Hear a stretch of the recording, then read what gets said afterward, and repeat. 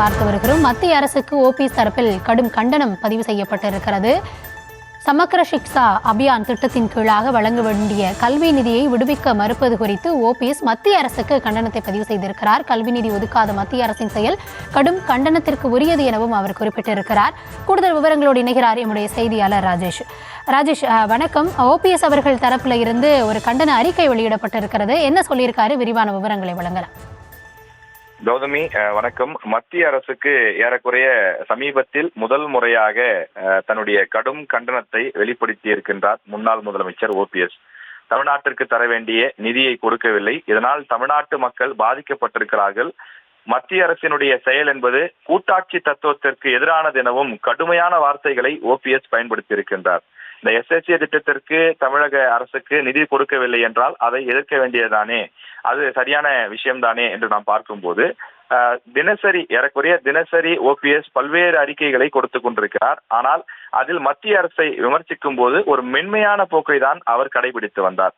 ஆனால் இந்த அறிக்கையில பல இடங்களில் மாநில சுயாட்சி பற்றியும் அதே போல மத்திய அரசு கொடுக்க வேண்டிய நிதி கொடுக்காததால் தமிழ்நாடு எந்த அளவுக்கு வஞ்சிக்கப்படுகிறது என்பது பற்றியும் அவர் தெளிவாகவும் கடும் கண்டனத்தோடும் கோபத்தோடும் அந்த அறிக்கையை கொடுத்திருக்கின்றார். இது வெறும் நிதி சம்பந்தப்பட்ட விஷயமாக மட்டும் இல்லாமல் அரசியல் ரீதியாகவும் இந்த அறிக்கை அலச வேண்டி இருக்கின்றது. காரணம், சமீபத்தில் தமிழ்நாட்டிற்கு வந்த பிரதமர் நரேந்திர மோடியை பார்ப்பதற்காக அவர் கடிதம் எழுதியிருந்தார். கிட்டத்தட்ட மன்றாடி கேட்பது போலத்தான் அவரது வார்த்தைகளும் வரிகளும் இருந்தது. உங்களை சந்திப்பதை என்னுடைய பாக்கியமாக கருதுகிறேன் என்றெல்லாம் கூட அவர் தன்னுடைய அந்த கோரிக்கையிலே மனுவாக கொடுத்திருந்தார். ஆனால் பிரதமர் ஓபிஎஸ் அவர்களை சந்திப்பதற்கு நேரம் கொடுக்கவில்லை.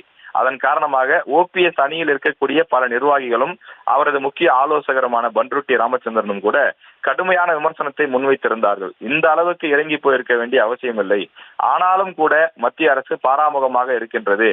நாங்கள் தொடர்ந்து கூட்டணியில இருக்கிறோம் என்று சொன்னாலும் ஓபிஎஸ்ஐ அவர்கள் தொடர்ந்து அவமதித்து வருகின்றார்கள். இதற்கு மேலும் தேசிய ஜனநாயக கூட்டணியில் இருப்பதில் அர்த்தமில்லை என்று கூறி வந்தார்கள்.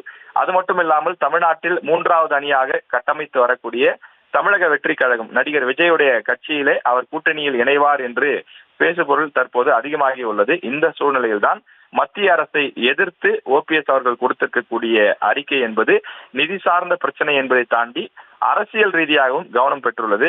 அவரின் இந்த மத்திய அரசு நிலைப்பாடு என்பது தொடருமா? தேசிய ஜனநாயக கூட்டணியிலிருந்து அவர் வெளியேறுவாரா? அரசியல் விமர்சகர்கள் அல்லது உட்கட்சியில இருக்கக்கூடியவர்கள் சொல்வது போல அவர் விஜய் கட்சியை நோக்கி பயணிக்கிறாரா என்பதை இனி நாம் பொறுத்திருந்து பார்க்க வேண்டும்.